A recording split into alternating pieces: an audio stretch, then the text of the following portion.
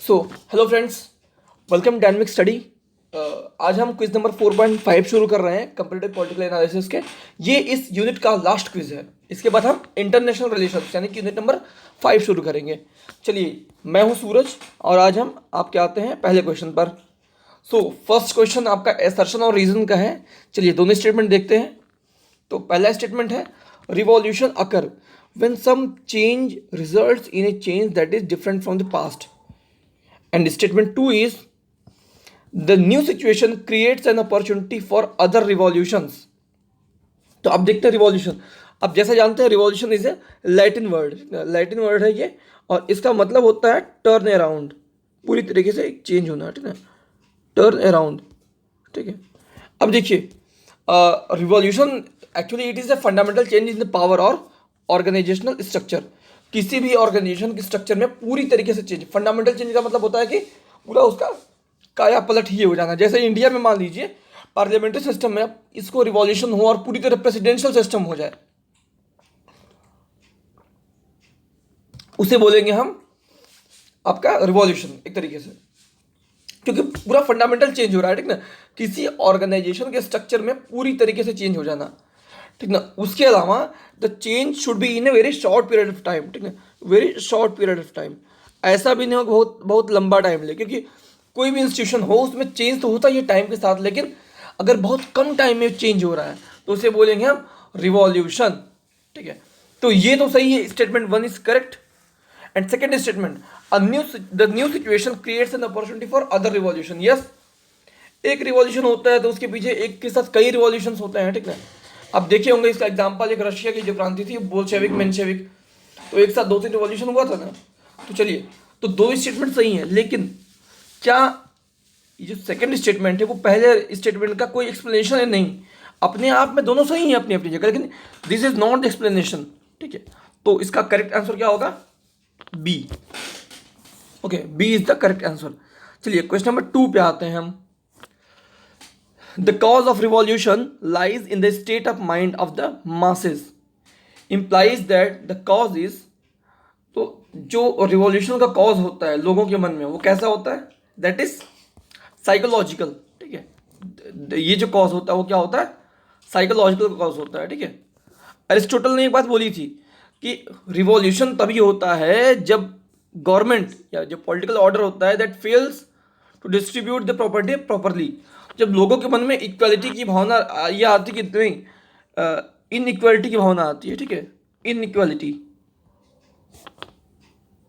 लोगों को लगता है कि हाँ हम बराबर नहीं है, गवर्नमेंट बराबर नहीं ट्रीट कर रही, किसी को एक्स्ट्रा फेवर कर रही है, तो that is the main reason for the revolution, ठीक है। तो ये कहाँ होता है? साइकोलॉजिकल माइंड में तो होता नहीं है चीज कि हाँ हम इक्वल नहीं ट्रीट हो रहे हैं। ओके, इसका आंसर हो जाएगा सी आपका। चलिए क्वेश्चन नंबर 3 पे आते हैं हम। फिर से एसर्शन और रीजन का क्वेश्चन है ये। Revolution denotes socio political changes. हमने कहा था फंडामेंटल चेंज पूरे सिस्टम में, तो that is obviously socio political change होता है पूरी तरह सिस्टम में। And second statement is they are always fundamental and radical. Radical मतलब स्ट्रॉन्ग डिमांड करते चाहिए, मतलब डायरेक्ट डिमांड, ठीक ना।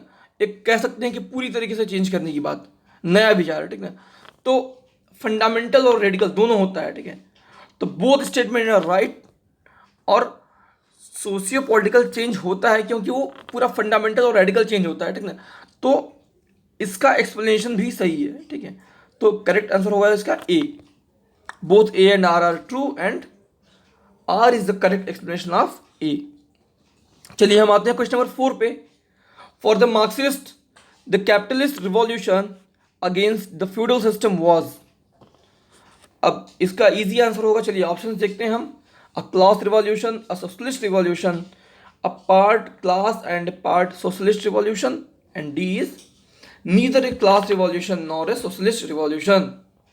तो मैंने पहले भी कहा था, देखिए किसी बात को, अब ऐसा नहीं कि आप ये पढ़े होंगे या अगर नहीं भी पढ़े हुए हैं आपको ये पता नहीं कि हाँ मार्क्स घूम फिर कर बार बार एक क्लास क्लास क्लास की बात करते हैं। इकोनॉमी, गरीब अमीर ही बात करते रहते हैं, ठीक ना। कैपिटलिस्ट क्लास, बुर्जुआजी क्लास, प्रोलेटरी, मतलब सारी मैटर में क्लास क्लास करते रहते हैं। सिंपल इसका आंसर क्या है? It is a class revolution, ठीक ना। क्योंकि आप जब भी मार्क्सिस्ट को पढ़ते हैं, सोशलिस्ट तो बाद में आया हुआ है, ठीक ना, जो थोड़ा फंडा। मार्क्स हमेशा दो क्लास की बात करते हैं कि दो क्लास है, एक दबाती है दूसरा दबती है, बाद में रिवॉल्ट करेगी उसको दबाएगी फिर बाद में अपने आगे बढ़ेगी, ठीक है। चलिए इसका आंसर हो जाएगा आपका A, a class revolution. Question number 5 पे आते हैं हम। Which one of the following theories is known as voices from periphery? Voices from periphery, तो इसका आंसर क्या हो जाएगा आपका? ऑप्शंस क्या क्या आपके हैं? Modernisation, B class struggle, C dependency and D imperialism. चलिए तो इसका आंसर क्या हो जाएगा आपका? इसका आंसर हो जाएगा आपका डिपेंडेंसी, ठीक है। अब डिपेंडेंसी के बारे में जानते हैं। डिपेंडेंसी थ्योरी जो थी वो 1950s में, जब आफ्टर सेकेंड वर्ल्ड वॉर, जब मैक्सिमम कंट्रीज को आज़ादी मिली थी अपने कॉलोनियल रूल से, उस टाइम पर आई थी, ठीक ना। It is basically a criticism of modernisation theory. इस थ्योरी का ये थ्योरी क्रिटिसिज्म है, ठीक ना। अब देखेंगे इसके जो इंपॉर्टेंट थिंकर्स हैं, Paul Baran, Paul Sweezy. Paul Sweezy is the most important man, Paul Sweezy. और देखेंगे एक बात और, ये वॉइसेस फ्रॉम पेरीफेरी, इसका मतलब क्या होता है? देखिए इसमें एक ये लोग बोलते हैं कि डिपेंडेंसी थ्योरी बोलते हैं कि जो एडम स्मिथ की थ्योरी थी या रिकॉर्डो की थ्योरी थी, जिन्होंने क्लासिकल लिबरलिज्म वाली जो थ्योरी थी, क्लासिकल लिबरल इकोनॉमी, आप जब पॉलिटिकल इकोनॉमी पढ़ेंगे उसमें ये टॉपिक आता है, तो उन्होंने बोला कि जो ब्राज़ील, मैक्सिको, इंडिया, इन लोगों, इन देशों के जो गरीब होने का रीज़न क्या है, वो है क्लासिकल इकोनॉमिस्ट की वाली जो थ्योरी है, ठीक ना। इन्होंने इन कंट्रीज़ ने इन कंट्रीज़ को इफेक्ट किया है, ठीक ना। तो बोलते हैं कि there is centre and periphery. जो सेंटर कंट्रीज़ हैं, जो कैपिटलिस्ट कंट्रीज़ हैं, इन्होंने इन पेरीफेरल कंट्री को, जैसे कि इंडिया, मैक्सिको, ब्राज़ील, इन कंट्रीज़ को इफेक्ट किया है, ठीक ना। और they are less developed countries. तो ये पेरीफेरी वर्ड इन कंट्रीज़ के लिए यूज़ होता है, ठीक है। इसका करेक्ट आंसर आपका हो जाएगा सी। क्वेश्चन नंबर 6 पे आते हैं हम। न्यू डिपेंडेंसी एम्फेसाइज्ड ऑन, चलिए ऑप्शंस आपके हैं, surplus extraction as the major cause of under development, B monopoly of trade complemented by a monopoly of land, mines and manpower in developing countries, C domination of capital by hegemonic centers, and D investment by multinational corporations, MNCs। चलिए इसका answer क्या होगा? Okay तो इसका answer क्या होगा आपका? D investment by multinational corporations. देखिए न्यू डिपेंडेंसी थ्योरी में Santos was a thinker, Santos, ठीक है। तो ये भाई साहब क्या बोलते हैं कि सेकेंड वर्ल्ड वॉर के बाद इन्वेस्टमेंट बाय मल्टीनेशनल कॉर्पोरेशंस, ये न्यू डिपेंडेंसी थ्योरी में वो करते हैं। जैसे देखिए स्पेशली जापान, ठीक ना। आप जापान को देखते हैं कि कैसे यहाँ पर ये टेक्नोलॉजी ट्रांसफ़र करते हैं ये लोग, ठीक ना। ये फाइनेंस करते हैं, टेक्नोलॉजी ट्रांसफ़र करते हैं। तो इसका करेक्ट आंसर आपका हो जाएगा D investment by MNCs, and that is also called technological industrial dependency. ये ऑप्शन शायद कल या उसके पहले कुछ नंबर 4.3 या 4.4 में रहा होगा, technological industrial dependency, okay dependency. चलिए हम आते हैं आज के 7th क्वेश्चन पे। Arrange the following sets of states in order based on dependency theory,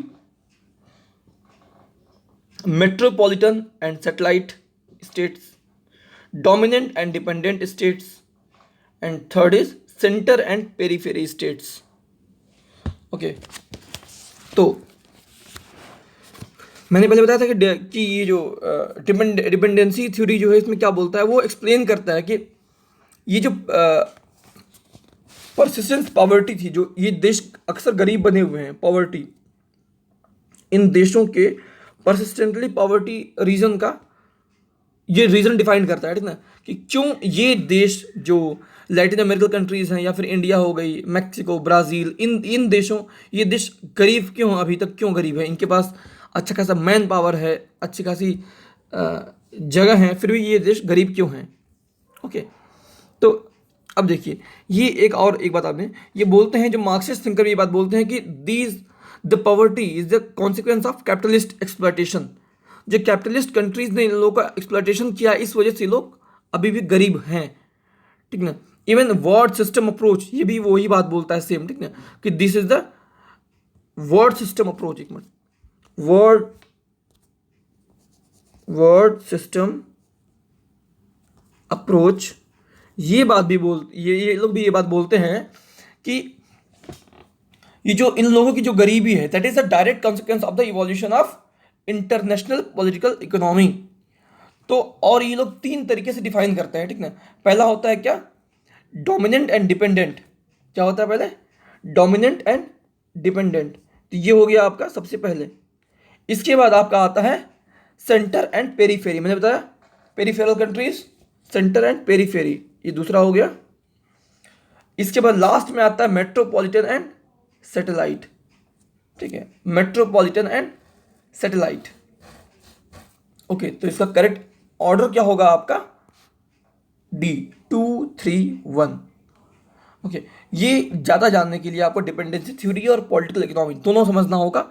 अगर इसको अभी इस क्विज में समझाने लगेंगे तो काफ़ी टाइम निकल जाएगा, ठीक है। बट आई विल सजेस्ट कि हाँ, इसको आप या राजेश मिश्रा सर की बुक से, या फिर अरिहंत, या फिर आपको जो भी बुक सही लग रही होगी, CB गेना सर की, JC जौहरी, जिसकी भी, उससे आप देख के इसको समझ सकते हैं। चलिए क्वेश्चन नंबर 8 पे आते हैं हम। Which one of the following approaches of international politics does not give importance to the role of states as an actor? तो ऑप्शंस क्या हैं आपके, dependency model, realist model, new realist model and interdependence pluralist model, ठीक है। तो इसका answer क्या होगा आपका, दोबारा देखते हैं कि which one of the following approaches of international politics does not give importance to role of state as an actor, role of state, ठीक है। तो कॉमन सेंस भी लग रहा है कि ये सबसे अप्रोप्रिएट आंसर का डिपेंडेंसी मॉडल ये होना चाहिए, ठीक है। तो हम देखते हैं, देखिए एक थिंकर थे रॉल प्रिविस्ट, कौन थे, रॉल